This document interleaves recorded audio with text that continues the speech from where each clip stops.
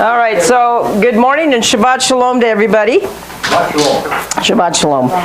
And from the beautiful state of Colorado. And we're going to do chapter 40 of Genesis today, but because we weren't on tape and there was a lot of you who weren't here last week, and there's a lot of not here this week, but we're going to do just a real quick review of chapter 39.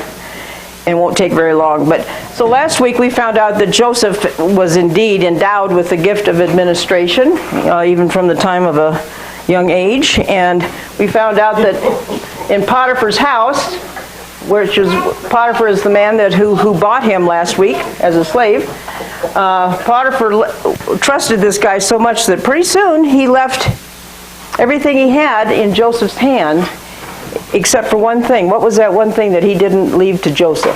His wife. Smart man.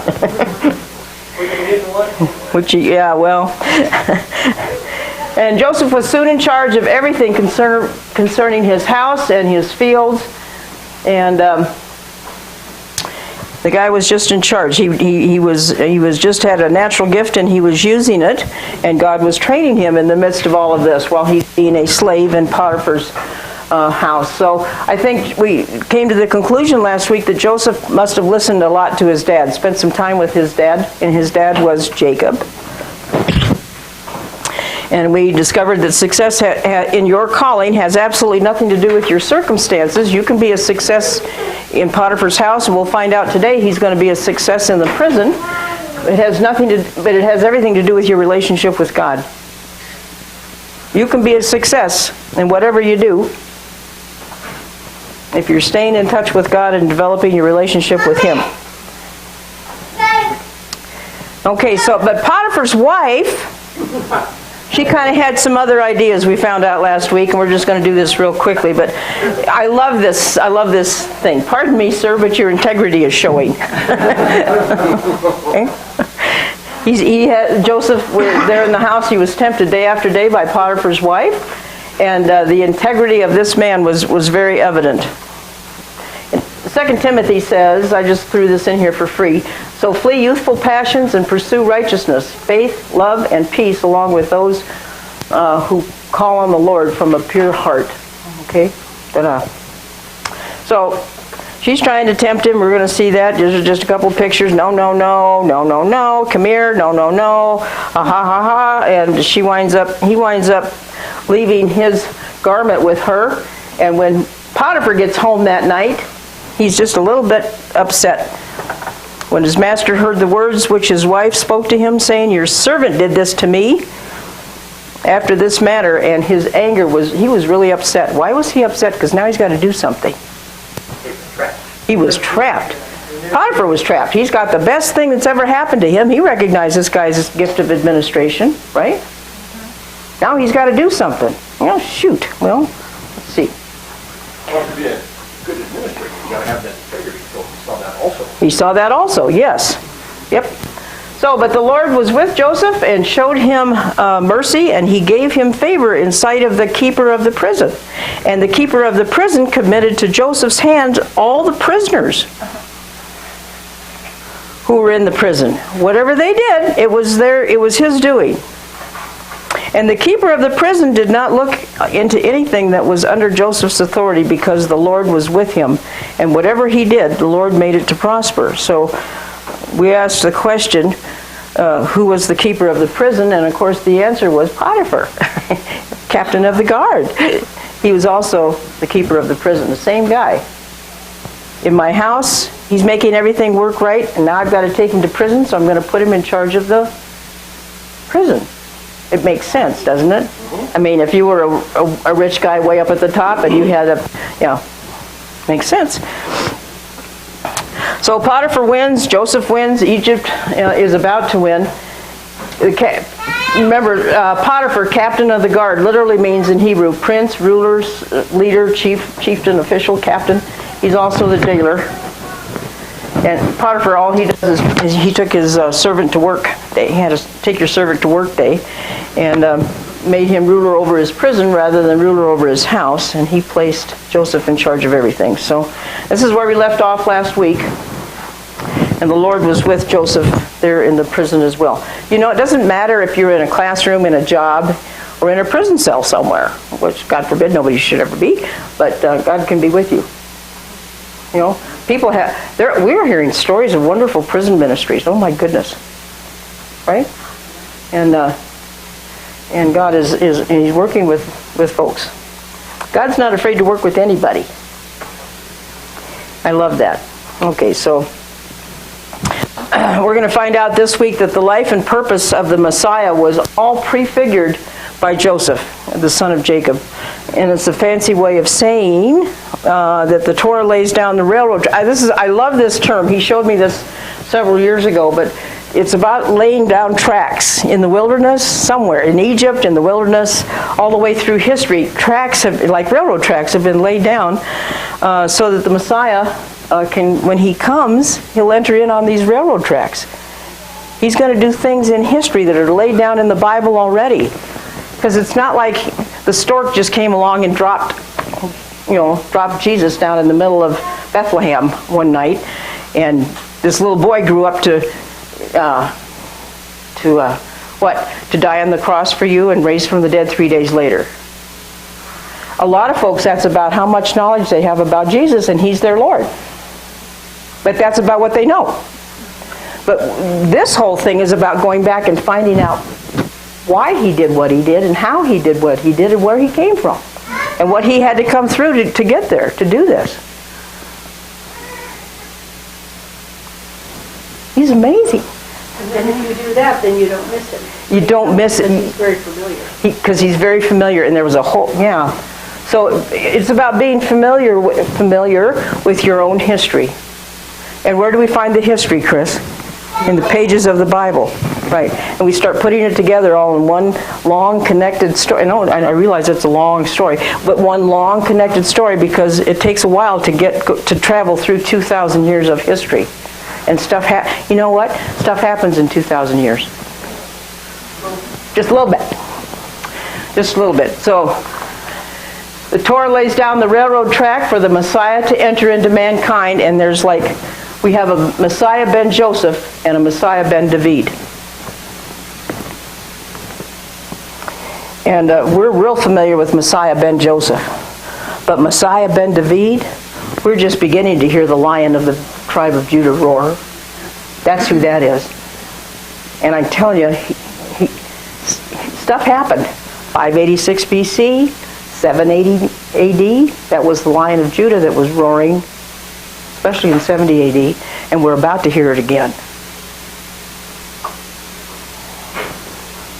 It's a really good thing to have a fear of the Lord kind of central in you. That should kind of be our central tent pole in our own selves, a fear of the Lord. And then if we have the fear of the Lord kind of as a center in us, and we remember to respect him and revere him, then we're going to see things like, oh, help me with them, the spirit of counsel and the spirit of, help me, Isaiah, wisdom, knowledge, understanding, righteous, the fear of the Lord is it's that middle one. But everything comes off that fear of the Lord, all those other spirits of him, because he's like a seven-spirited God, or the Holy Spirit's made up of 7 spirits. Let's put it that way. And maybe that's why he's telling us to test the spirits. Don't believe every spirit that you hear, but test them. Because there's a lot of the world system is very spiritual, and it's full of a lot of spirits, and a lot of them would their whole goal is to deceive you and get you off track. Isaiah 9, I think, 9 or 11. 9 or 11, one of the two. And this is the other point I want to make this morning, and I'm sorry I don't have notes for it. I didn't have enough time to do that. But God, this is something very important to keep in mind. I love this. This is from Isaiah 46. God, he's omniscient. He knows everything. He's all-knowing. And we talked a little bit about this last week, but remember the former things, he says. Remember the former things long past, for I am God, and there is no other. I am God, and there is no one like me, declaring the end from the beginning. From the ancient times, things which have not been done, saying, my purpose will be established, and I will accomplish all my good pleasure. And Chris, would you do me the favor and read that again? Because we need to hear this again, over and over. You have food in your mouth. Myra, would you please? Would you please read this? Isaiah 46, 9 through 10. Remember the former things long past. I am God, and there is no other. I am God, and there is no one like me, declaring the end from the beginning, and from ancient times things which have not been done, saying, my purpose will be established, and I will accomplish all my good pleasure. So how much of God's good pleasure is he going to accomplish? All of it. All of it. Every single bit of it. He's not going to drop anything on the floor. Oh shoot, I wish I had remembered to. No, he's not going to do that. And mostly because he knows the end from the beginning. And we talked about this just a little bit last week. I'm going to re-emphasize it again. He knows the end from the beginning. You and I, all we know is from our beginning, going forward, right? He knows the end from the beginning. So it's no problem for God to kind of go down here to the end and back things up. And history almost works that way. I'll show you that here in just a minute in a couple slides. But it's almost like he backs things up to your beginning. He knows right where you began, and he knows right where you're going to end. So your life, he's going to back it up from the beginning, from the end. I mean, he's going to back it up from the. He's going to back up. How did I say that? He's going to back up from the end to your beginning. Okay. Say that again. We are all dating. I don't think I can. Hope Joel got that. We're all time stamped. You said 1998 earlier? 1998. Boom. Maybe that's where, from your end to your beginning, right? Maybe. And he knows how to God has his great. God knows how to. You know what? I'm going to get myself into trouble when I say this, and Leonard, you help me with it. Amen.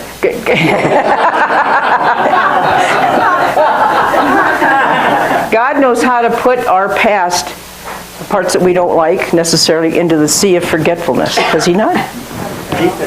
The deepest sea of forgetfulness. And that means he ain't ever going to bring it up. Once it's under the blood of Jesus, under the blood of Yeshua, he's not going to bring that up again. Is that right? That's right. And he doesn't bring it up. He does remember, of course, because he's all-knowing. He's all-knowing. But he's not going to use it again. No. Because he's got a lot of ammunition against me. Yeah.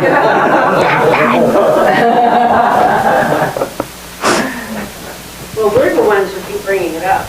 Yes, we're the ones who. We're so hard on it. Yeah, we are. We have discovered this last year that mankind has a really, really, really hard time taking yes for an answer. Think about that. That's something to ponder. We have a hard time taking yes for an answer. He forgives us, but we have trouble forgiving ourselves for the things that, Yeah. I mean, I thank goodness he forgave me for all the stuff I've done in my life, but I keep bringing it up in my ear. Yeah. Well, why did you do that? Yeah. You should have never done that. But He can't really forgive me for that. He can't really forgive me for this and that other thing. Oh yeah, he can. And yeah, he did. And he doesn't even remember that anymore. Right? Hallelujah. Yes, sir. Can I play one 90-second song? Only, yes. If yes, Are you on speaker? You want him on speaker, Joel, and then you can edit it out later if you have to. Here, I'll Put turn it. this on. Yeah, turn it on.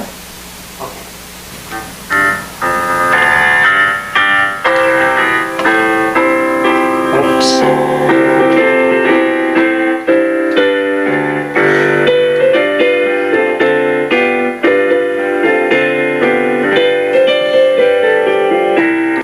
Got the wrong one. Oh, no. Oh. I guess I'm going to have to sing it. No more, no more. He remembers sin no more.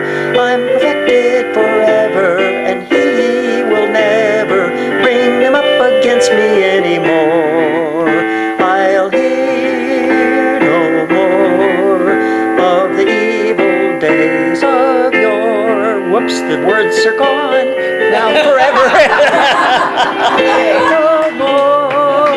No more.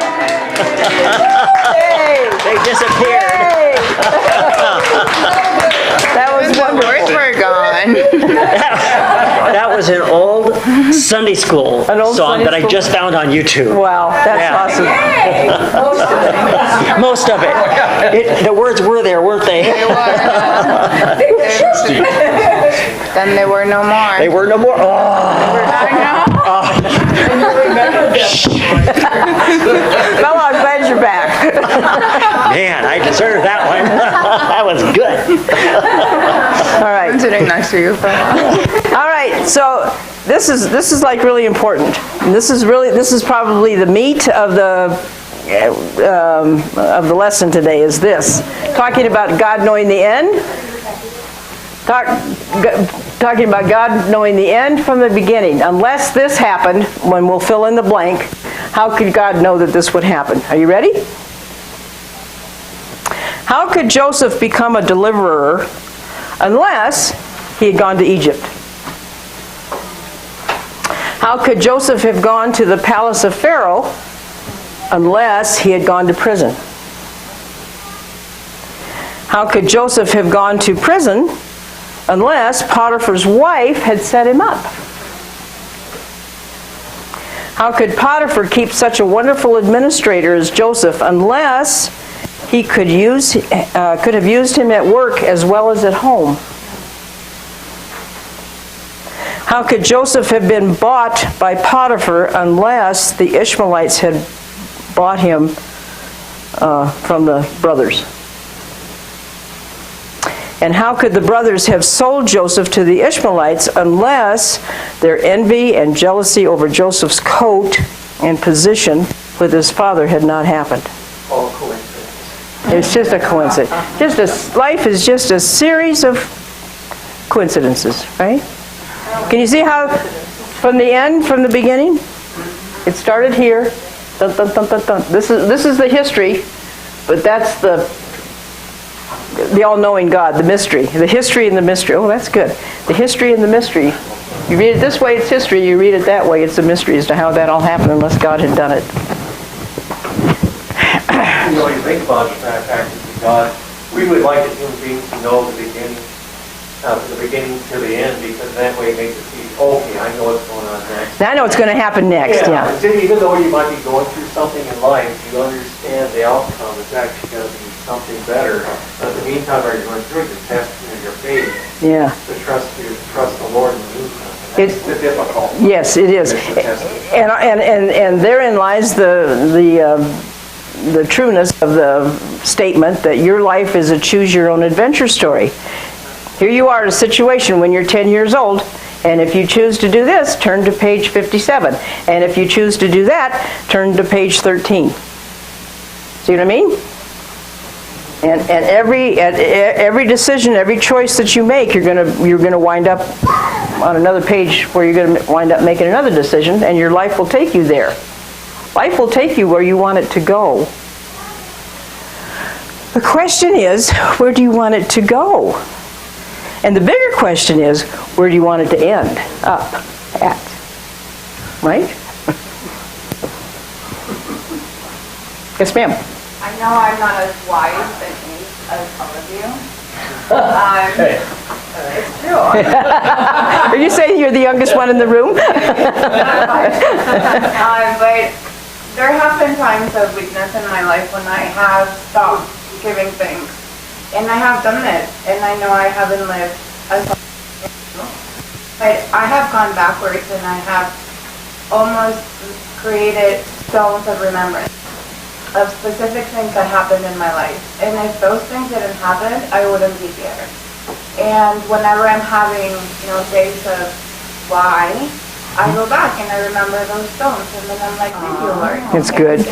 Yeah. That's good. And I don't know if maybe that's why the Lord wanted for people to remember, those stones of remembrance. Yeah.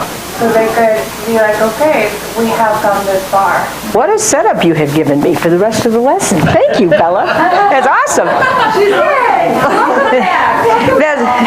And that's one of the reasons why, if you haven't read it, and all the other ladies in this room, Hinds Feet for High Places, I would highly recommend you do that several times during your life. It's about gathering stones of remembrance. Da-da-da. Okay, so here's my big question after this. Thank you, Bella. That was a really nice ad. Were Joseph and Yeshua a prisoner about the same amount of time in the prison, as a prisoner? Somebody tell me about Yeshua being in a prison. You ever been over there? Joel, we're going to go see this next trip. This pit that Yeshua was put down. You saw it? Have you seen it? Yeah. So he was put down in a pit. Let's see. Joseph was put down in a pit for a while. But here in prison, Yeshua wasn't in that pit all that long. It was just kind of for a few hours until they put him on trial, right? I'll bet you, what do you want to bet? Potiphar says, take this guy over to the prison and get him booked. And he came and visited him by breakfast. Hey Joseph, how you doing? Did you get along okay? Did you get enough to eat for breakfast? Yeah, I don't know, but that's in my imagination. But I'll bet you it was about the same amount of time. And I'll bet you that he had a whole lot better treatment than Yeshua did. Remember that scene from that? Oh, that was quite a scene. Anyway, all right, so here we go. Joseph's divine appointments is what we're going to talk about today. And Genesis chapter 40. And Steve is in fine voice this morning. And so Steve, if you will read verses 1 through 4 for us, that would be awesome. It came to pass after these things that the butler and the baker of the king of Egypt offended their lord, the king of Egypt. And Pharaoh was angry with his two officers, the chief butler and the chief baker. So he put them in custody in the house of the captain of the guard, in the prison, the place where Joseph was confined. And the captain of the guard charged Joseph with them, and he served them. So they were in custody for a while. Okay, did you catch that? If anybody has any doubt that Potiphar was the prisoner, was the prison guy in charge of the prison, it's right there in verse 3, I think. What's it say? To put them in custody in the house of the captain of the guard. In the house of the captain of the guard. Okay. Who's that? Potiphar. Is there any doubt it's one and the same guy? The prison warden is Potiphar. Okay. Right? So we have a conspiracy at the palace, an angry Pharaoh, a butler and a baker go to jail, and Joseph is in charge. So the curtains open up on this one. Okay. All of a sudden we have three guys in the same boat or the same prison. Right? I call them the butcher, the baker, the butler, the baker, and the candle, the light holder. Right? Okay. So, verse 3 identifies Potiphar as the guy in charge. And there we have the butler being taken off, and here we have the baker being taken off, and here we have Joseph taking care of these guys. So here's for those of you who weren't here last week, Potiphar takes Joseph next door to the prison, and Joseph is soon in charge of the prison. And so this is just make-believe, but it's a good picture, a good rendition. Here's Potiphar's house, and he just takes over here and puts him in the prison. And he puts him, pretty soon he's in charge of the prison. A drone's eye view. Google map. Yep, Google map. Check it out. So, a butler and this is my attempt at humor this week, as bad as it is. A butler and a baker walk into a bar. And it was about 2:45 in the morning. And no one's in the place except these two guys. So set them up, Joe, because they have a story to tell. Okay, we're going to find out what their story is. Right away, we see Joseph is put in charge of the two prisoners, and these two were close servants of the Pharaoh, and the chief butler and the chief baker, and they had offended or sinned against Pharaoh. How does a butler and a baker offend a Pharaoh? So here's the word offend in the Hebrew, and it's chata, right? It literally means to sin, miss the mark. That's what we all know. Mrs. Thompson told us that to sin is to miss the mark, right? Miss the way, go wrong, incur guilt, forfeit, purify from uncleanness. So that's what this word connotes here, okay? So we have a butler and a baker. May I introduce them? Butler is the word shakah. Shakah? Yeah. Shakah. And it literally means to give to drink. And baker is to bake dough. Duh. That wasn't, and that word is afak. Is that afak? Is that how you say that? Okay, so we're going to learn about the correct way to butler. The correct way to butler. And what this means, biblically speaking. So Leonard's going to come up and help me. Okay? Who better than Leonard, right? There you go. To teach us how to butler. So, let's see, Leonard. Let's have you, let's just move things around a little bit. Here is just hold this in your hand. The butlers, okay. And he's the butler, and he's coming in. What do you have? Okay, what do you have in your hand there, butler? Wine. Okay, wine. Okay. Why don't you go ahead and I'll hold the tray for a minute, and you just get ready to buttle or whatever it is. Okay. There you go. I'll hold the tray. Okay. I'm going to hold the tray, and I'm going to give the instructions here. Let's see if Leonard can follow the instructions. Correct way to butler. Fold the napkin over the left arm. Okay. He's done that. Grab the royal goblet in the left hand. In the left hand. Okay. Sit still. Okay. Stay right there. Take the flask in the right hand. There's the flask. Okay, now let's see what happens. Pour the wine into the goblet. Okay. Put the flask down. Oh, he's done this before. Okay. Put the goblet into the right hand. Okay. Pour a little bit of wine into the left palm.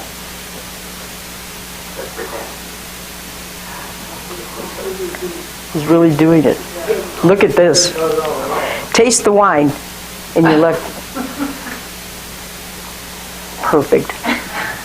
Now we'll watch and see if he dies. Shall I try? No. Not today. Not today. Perfect. Give this guy a hand. That was perfect. Yay. Now, I'll ask you that in here just a minute. So we said we have a conspiracy in the palace going on. What was the sin that caused Pharaoh to put his baker and his butler in prison? Okay. Most likely there was an assassination attempt by poisoning, either by the wine or by the bread. Oh. Something happened that made Pharaoh sick. And off they went to be held in Pharaoh's prison until some answers were found.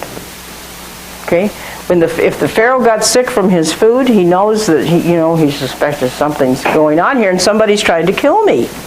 Does that make sense? Okay. So here's what happened. Tares. You all heard of tares? Wheat and tares? Tares, also known as false wheat, it's a noxious weed with a worldwide distribution, and it has an ancient history. So tares are not just common to the Bible. You can find them out here in Colorado. Tares look amazingly similar to real wheat up until the ears of the wheat mature.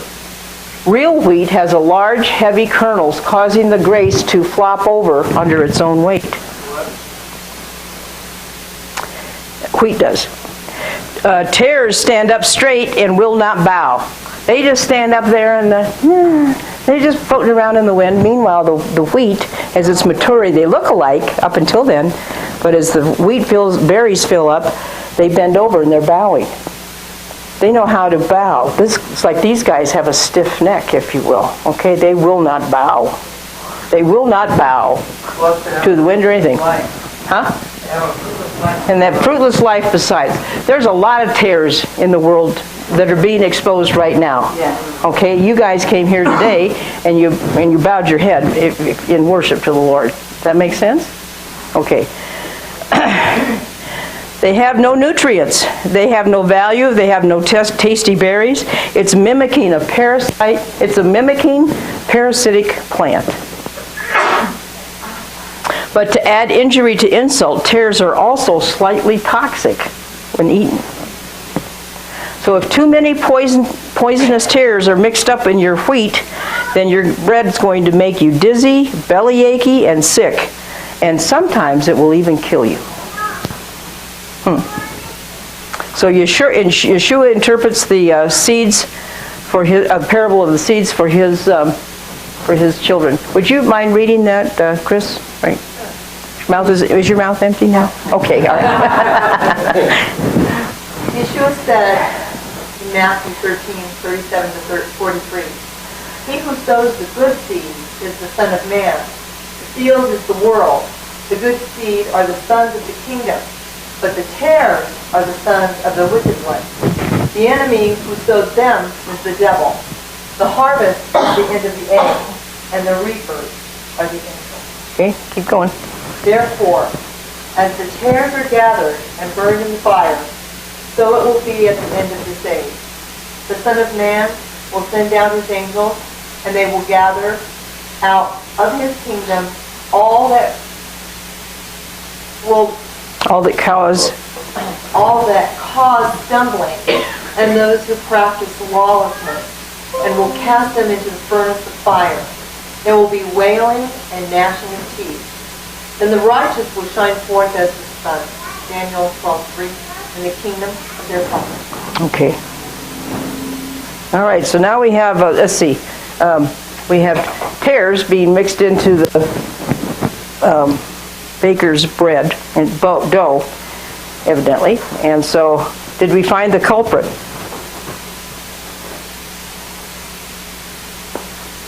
You think? You think not yet? Do you have a clue if you were going to guess? Is it the butler or the baker? Usually it's the butler who does it, right? The butler did it? Well, no wonder. No wonder the Pharaoh was a little bit cranky. The bread was poisonous. Okay? The wine... I knew you were coming today, Steve. The wine didn't kill the Pharaoh, right? But the bread made his stomach very sick. This time, the butler didn't do it. Okay? Butler didn't do it. Therefore, the baker did. Any questions or comments? Does that make sense? Did he do it intentionally? We don't know. All we know is we have a very crabby Pharaoh. All we know is the baker was in charge of all that stuff coming in. Was he mixing up? I don't know. Did the butler forget to taste the wine? No, So what did he have to go to prison? because he didn't know at the time. Okay. It's either the wine, something made him sick. He didn't know if it was the wine or the bread. Okay? But we'll find out here in just a minute, because they're going to have dreams. And Joseph is the one who's going to interpret them. All right. It's a setup. Everything God does, Russ, is a setup. Everything he does. Okay, let's 5 through 15. Let's find out what happens.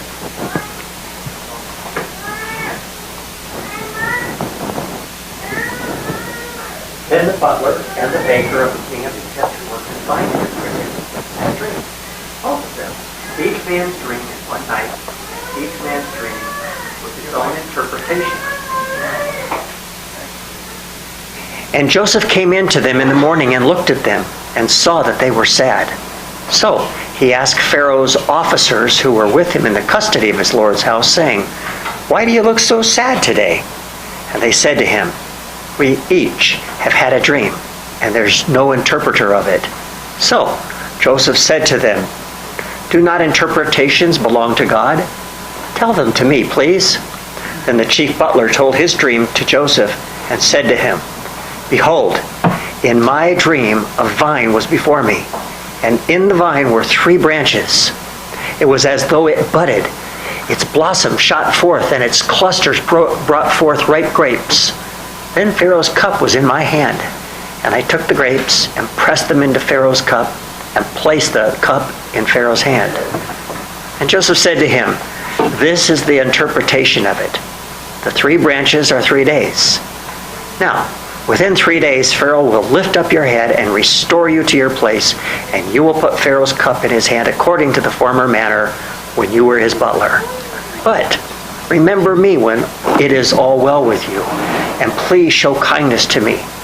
Make mention of me to Pharaoh and get me out of this house. For indeed, I was stolen away from the land of the Hebrews, and also I have done nothing here that they should put me into this dungeon." Okay, let's see where this leads us.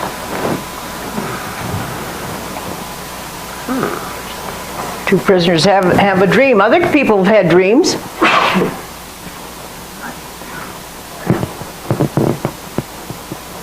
We know that Joseph has experience with dreams, right? And those dreams are preparing him and have prepared him for this crucial part of his destined position of being second in command in Pharaoh's palace. And he will interpret the dreams of these 2 men also. These 2 guys are the closest guys to the Pharaoh. One of them is guilty. So if we were to look back at the history of things, Abraham had visitations.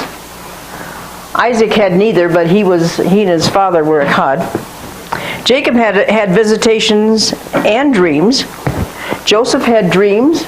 Solomon had dreams. Gideon had dreams. Abimelech, Nebuchadnezzar, Balaam, dreams, and on and on and on and on it goes. Dreams are a very big prophetic tool in God's toolbox that he uses to give people dreams.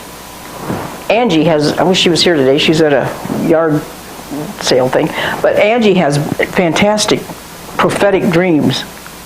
I mean, she knows what this is like. Anybody else in here have prophetic dreams? Bella? Okay. I believe that. Yes, God speaks in dreams. And Joseph is getting them to talk here. They're going, "Oh, what are we going to do?" All right, let's find out. Dreams play an important role in Joseph's narrative in all these chapters of Joseph. Joseph has experience with dreams, and he offers this experience to the butler.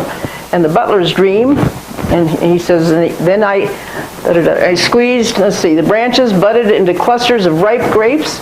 King Pharaoh's cup was in my hand, and I took the grapes and I squeezed the grapes right into the cup, and then I gave the cup to Pharaoh." Okay? So Joseph is listening to this. This is the dream. He's squeezing the cups, and he's given the cups to Pharaoh. He's given the cup to Pharaoh to drink. So Joseph says he knows what the dream means for the butler. 3 days. 3 days you will be released from prison, and you're going to get your job back. You will be serving Pharaoh at his table once again. That's the interpretation of that dream. Now, how does he get that? What was the dream again? There's 3 clusters of grapes, and he was squeezing the grapes from the vine, straight into the cup, and giving it to the Pharaoh to drink. That doesn't sound like the Pharaoh's not going to be unhappy with him, right? This is a prophetic statement that he's making. Okay. All right, well, let's see what happens to the Pharaoh. Sure enough, in 3 days, the butler was very happy to hear such good news, and especially the idea of getting out of prison. Who wouldn't? Joseph has one request to make of the butler. "When you're released and you stand before the king, please remember me and mention me to the Pharaoh. I did nothing wrong, but I don't deserve to be here." He's asking him to do how many things? Is it a list of 3? You know, when I go to the grocery store, if there's more than 3 things on the list, I have to make a list. I've been that way since I was a kid. Remember my mother giving me some money. Well, go down to the store, get a loaf of bread, and a carton of milk. And I can't remember the 3rd thing now to this very day. There's 3 things, and I went and I got. I'm going. A What'd she say? 1 pound of 49-cent hamburger. Send me 1 pound of 49 cents. hamburger. Now it's $4.77. Anyway, Joseph is asking the butler to remember to do one little thing. One thing. Yeah. Remember. Especially when this guy's getting him out of. And he didn't. Isn't this amazing? It's so amazing. And this guy sees the Pharaoh every day. It's just amazing. It's amazing. Good news for the butler. According to the manner when you were his butler, you're going to be out of jail. The butler was told to remember Joseph when he stood before the king. Wow, this guy was about to get his job back that very, very same day and again serve the king of the palace and not lose his life at the hands of Potiphar, the executioner for Pharaoh's kingdom. The thief on the cross asked Yeshua to remember him when he came into his kingdom. And Yeshua said, "Today you will be with me in paradise." That tells me that Yeshua doesn't forget. Does that tell you that? Even while he's dying on a cross and the guy's repenting over here, and he's saying, "Remember me when you come into your kingdom." And he says, "Today?" Wonder how long it took him to spit those words out, Eli. "Today you will be with me in paradise." Wow. Probably a long time. That very day. That makes me think of something I need to ask you about later. But today you will be with me in paradise. Now, let's see. Yeshua is the vine. He said that, right? He said, "I am the vine. You're the branches." He wants us to remember what he did for us. He wants us to always remember Schneider from that One Day at a Time program? Boy, where'd that come from? Schneider was the janitor in the apartment building, and his famous saying was, "Always remember and never forget." Right? Always remember and never forget what Yeshua did for you. On a daily basis even. Right? And thank him for it. What an amazing thing. Do you have any idea how God just wants you to spend time with him? I was reading a little devotional thing today. Today it was real short. He said, "I just want you to spend time with me. Just sit down and just be in my presence. I'll tell you stuff. You'll tell me stuff. I'll tell you stuff. You tell me stuff. Just sit with me." Don't forget to do that. That's a really good thing to do, right? Just sit down and go, "Oh, I don't care how busy you are or how tired you are, or how sleepy you are. Just sit down and go, "Oh, God, I know you're here, and I know you want to spend time with me, and I just really have a question about what happened today, or what's going to happen tomorrow." And just sit there and tell him. It's like having a conversation with a really good friend. And it works. And you know what? He will talk to you. He will talk to you. He will. It might be a small. I'm not talking an audible voice. I'm not talking that way. But there will be a small thing, right here, or right here. And when the two connect, it's a wonderful thing, right? Right, Jeff? Jeff knows. I sent out something this week, and you guys probably saw it, but it said it's a guy praying in his bed and saying, "Lord, please hear me. Hear my heart, even if I can't find the words to say." Yeah. So, There you go. So, sometimes you just sit there in silence and he'll speak to you. Yeah. I don't even know what to say, God. yeah. I've been there a lot. All right. I'm the vine and you're the branches. John 15, "As a branch cannot bear fruit of itself except it abide in the vine, no more can you except you abide in me. I'm the vine and you're the branches, and he that abides in me and I in him," it's a two-way street. You abide in him and he abides in you. You don't just abide in him. He also abides in you. Is that a parallel sentence, Chris?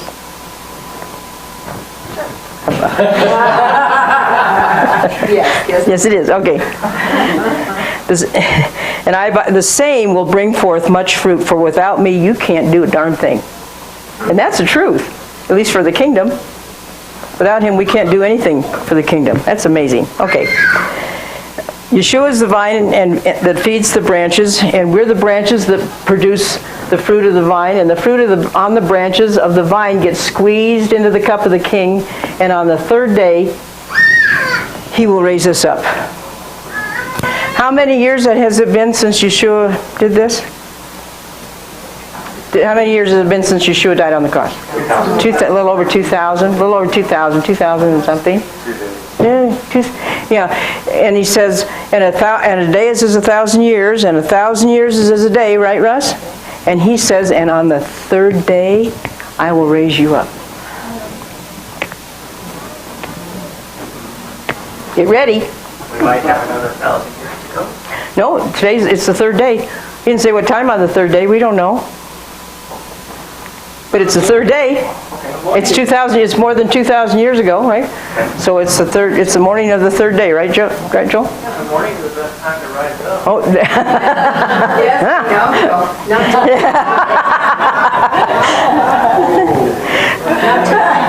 Not till 28 though. I didn't say that. We're 10 years shy.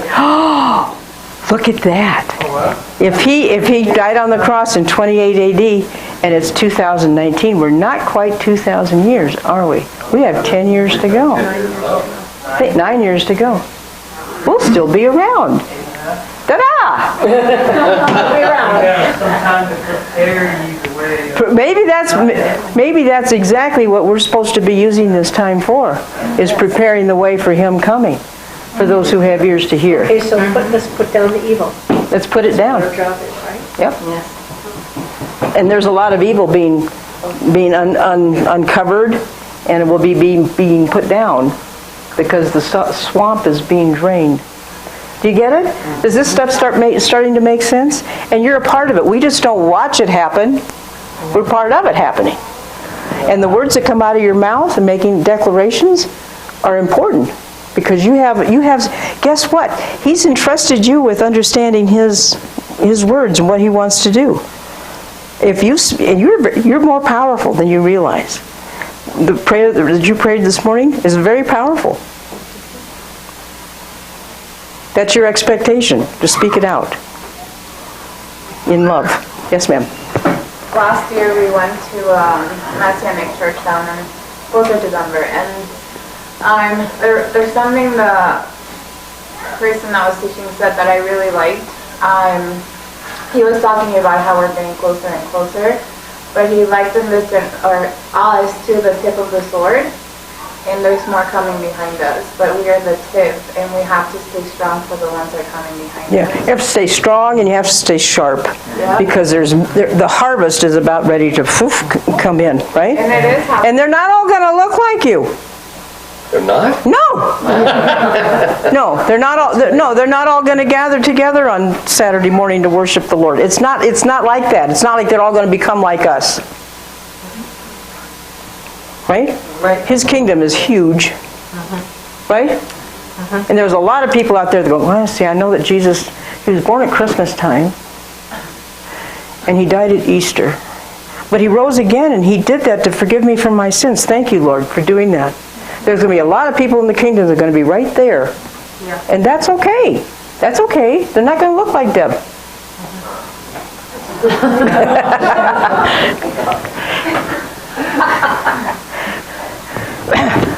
But are we ready to scoop them in? You know, I mean, I think those are the kind of days that we're coming to. I don't know. At some time on the third day, his cup's going to be full. And it's the cup of the new covenant that we partake of and are part of. That's the new wine that's best for you. He saved the best for last. And the best for last is Heather and Eli. They're a huge part of this movement. They're huge. You guys have any idea how important you are to God's kingdom? Wow. You're starting to. You're starting to get it? Good. Who are you not to get it, right? Right. So Joseph, having realized through the cupbearer's dream that he would be restored in favor of God's favor, asked this simple request, only just remember me. Yeshua, in the presence of the king, please remember me. When you do this, at the Moedim, the appointed time. Do it in remembrance of me. What was he speaking? On what occasion was he speaking there when he said, do this in remembrance of me? At Passover? At Passover time? Yep. He's saying, don't forget what I did for you. He's saying, and keep me in mind when all goes well with you. Remember to thank him. Okay? But for crying out loud, remember to keep the Passover. Keep the Passover. Do this. Celebrate it. Rehearse this. And invite other people to do it too. Keep it. And when you do this, do it in remembrance of what I've done for you. Right? Yay. I love that. It cost God a lot to do what he did. Right here. Keep this in mind. When all goes well with you, remember to thank him. So, all right. Yeshua says, remember me. In the same way, also he took the cup after supper, saying, this is the cup of the new covenant. The old covenant wasn't going to do it because this is one thing we've discovered in writing this book. The old covenant is a teacher, it's a tutor to bring you to Yeshua, to bring you to the Messiah. But there's no way, those people couldn't do it. They couldn't do it. They couldn't do it because their hearts were dislocated, out of whack. It couldn't be done until he gave you a new heart. And he couldn't give you a new heart until he did away with the sin problem. And I'll remind you, he did away with the sin problem. And he did away with the death problem. Right? But he didn't do away with the evil problem. That's for the Messiah ben David. And that's what he's doing now. And if you listen real close, you can hear a lion roaring somewhere off in the thing. And he's a little upset. He's a little upset, and it's not going to go well for these men, these people who have been in charge of trafficking children across the globe. That's one of the reasons why. And that's been going on for a long time. I mean, centuries neon. But now we can understand it. That's why he said, it would be better for these guys if a millstone was hung around their neck and they were thrown overboard. True? Yes. At any rate. So after Yeshua conquered death, now we have a new covenant. It's always about the covenant. It's always about the covenant. It's always about the covenant. And to understand the covenant is to understand what he did for us. But now we have a new covenant. Not written in the blood of bulls and goats, because that wasn't ever going to do anything, but his blood, written with his blood, who washes it away. Washes it away. Washes it away. It's gone. In the sea of forgetfulness, right? Like we talked about a little earlier. Yay! God is so good. Yep. Don't forget. Okay, so at the Passover of Yeshua, there were only 2 cups mentioned there. And then a third cup in the Garden of Gethsemane. So there's a cup of sanctification, a cup of blessing. That's what they drank at their supper. We've managed to stick in 4. And then the cup of suffering, which is the one that he drank in the Garden of Gethsemane. You know, the one that he asked if there was any other way to let this cup pass from me. There's no other way, Father? Okay, then let's do this. Does that make sense?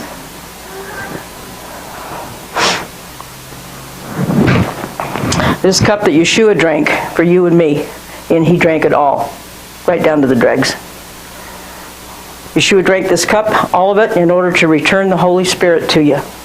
Because man can't do anything without the Holy Spirit dwelling inside. That's what creation was all about.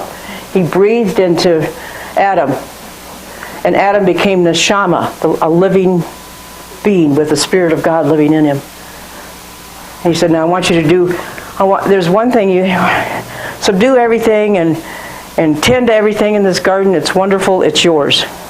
There's one thing I don't want you to do. See that tree over there? That's the tree of knowledge of good and evil, and I don't want you partaking of its fruit. He had, we have 10 commandments, right? Adam had 1. Couldn't do it. Actually, that's 618.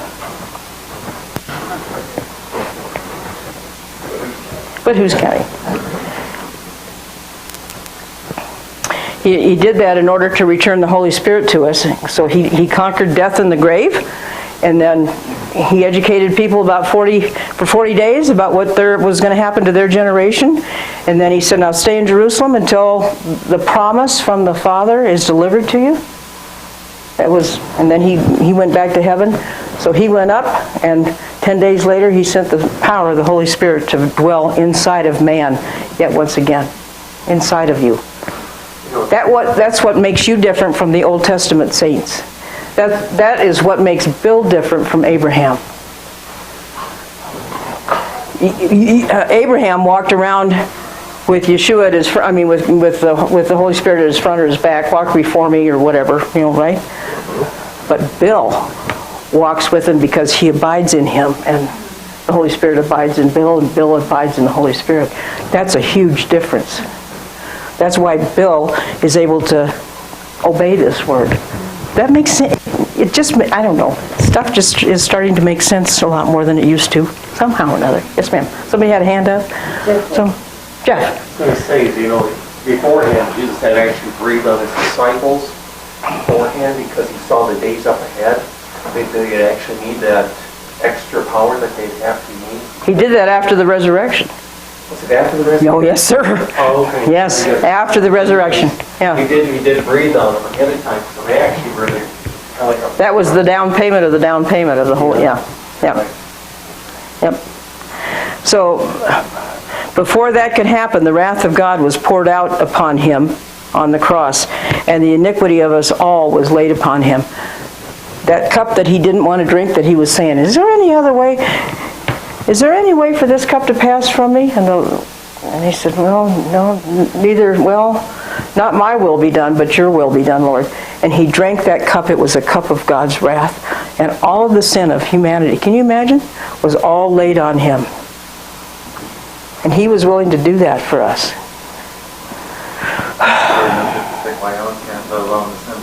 The whole world, yeah. Yeah, no wonder he was sweating things like drops of blood from him, in the garden. Past and future. Past and future, yes. All the sin from before and all the sin into the future. He's the center lightning rod, if you will. All right. New wine, because of what Yeshua did, drinking the cup that no one else could drink, he drank it all. He took the wrath of God for our sin, and his blood was poured out. And he offers us the new wine of the Ruach, the Holy Spirit, from the same cup. It's this cup that he emptied at the crucifixion, and because of the power of the resurrection, that is now filled with his new wine of the Ruach. Same cup, new wine. It is the cup of renewed covenant that we partake of, and that we are part of. Not only we are partake of it, but we're part of it. You're in the cup. This is the new wine, and it's the best for last. It's you. You're in the. Oh, I like that. You even said that. You are in the cup with him. He that abides in me, and I in him, will bring forth much fruit. Does that make sense? New wine for a new day.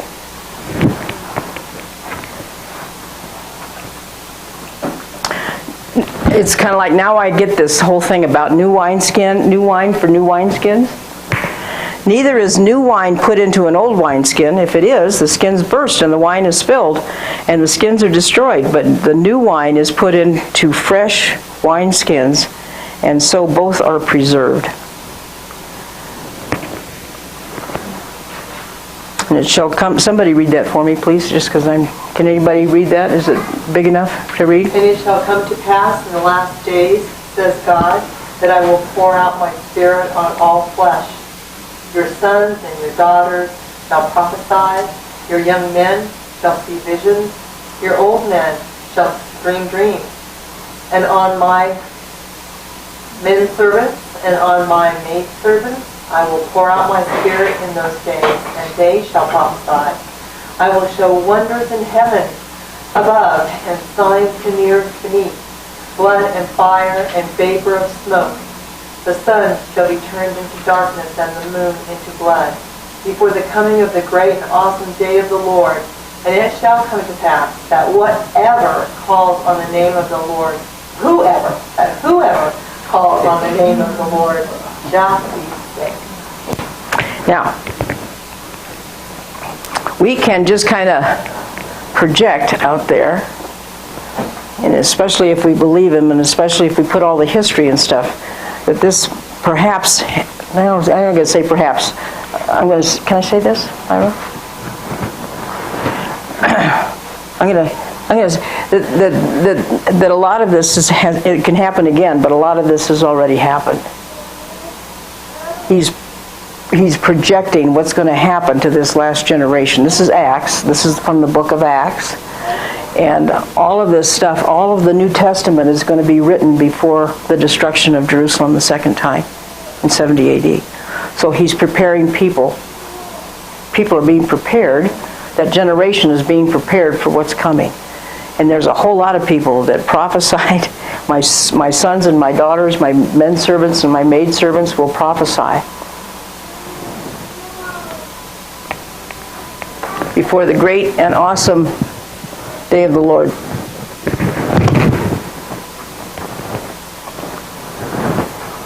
This is an amazing.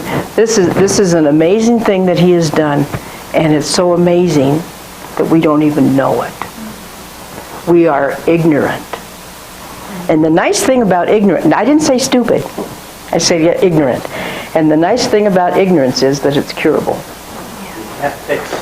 You can't fix stupid, but you can fix ignorant.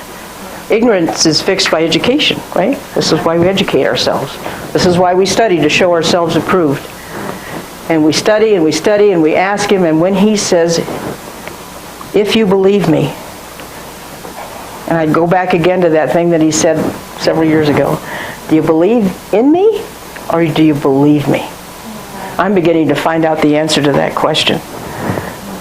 And it's taken me on a whole brand new adventure of understanding who God is and what this book is all about. It's amazing. You know what? I really, really, really like Jesus. I really like Yeshua. He's really a wonderful person, individual, God. He's really wonderful to get to know him. And he's very much in charge of what's going on. Very much. Don't worry. Don't worry. Don't worry. Don't worry. It's going to be all right. Okay. All right, let's finish this up. Almost. 16 to 19, Steve, if you would. When the chief baker saw that the interpretation was good,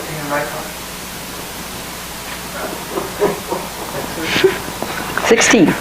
When the chief baker saw that the interpretation was good, he said to Joseph, I also was in my dream, and there were 3 white baskets on my head. In the uppermost basket were all kinds of baked goods for Pharaoh, and the birds ate them out of the basket on my head. So Joseph answered and said, this is the interpretation of it. You are toast. 3 baskets are 3 days. Within 3 days, Pharaoh will lift off your head from you and hang you on a tree, and the birds will eat your flesh from you. Ooh. Wow. That's not a pretty picture. Can you imagine being the baker going, but you just gave this guy a really good report. And the bottom line of that story is, but the butler didn't put any poison in the wine, and you put poison in the dough. Oh. Uh-oh. Uh-oh.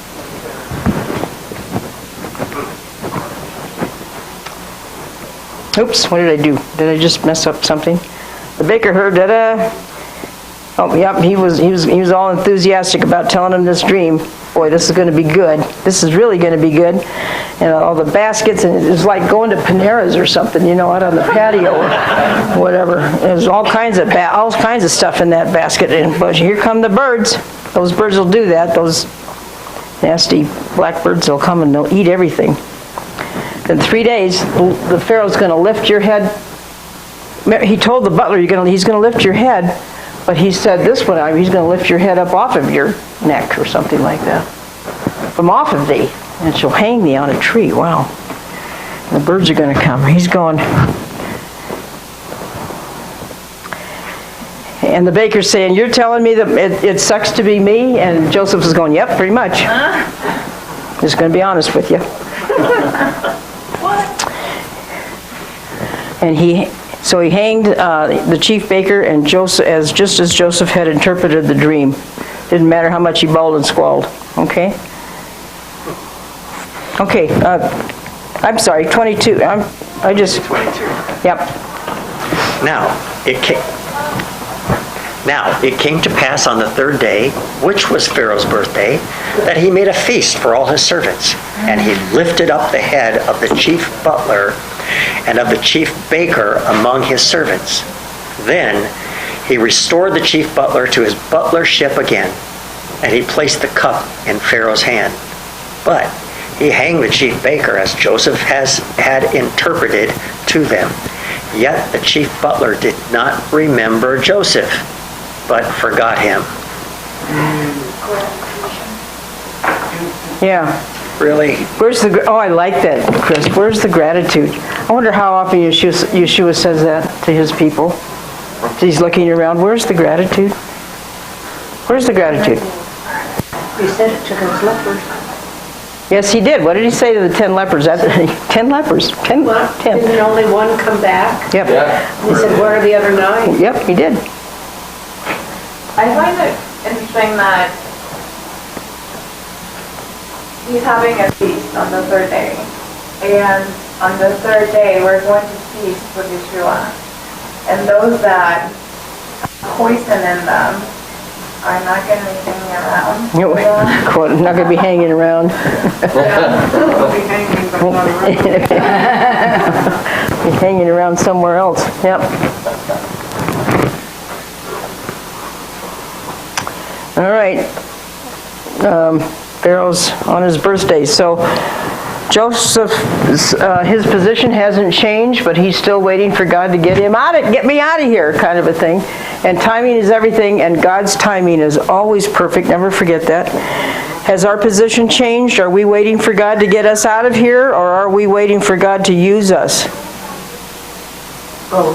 Occupy until he comes back, right? Occupy. Today, remember what Yeshua did for you. So the chief cupbearer, however, did not remember Joseph and forgot him.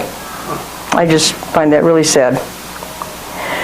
Look at the examples of Joseph that show up in Yeshua's life. Pattern 1, Joseph was in prison next to 2 criminals. On the cross, Yeshua was crucified between 2 criminals.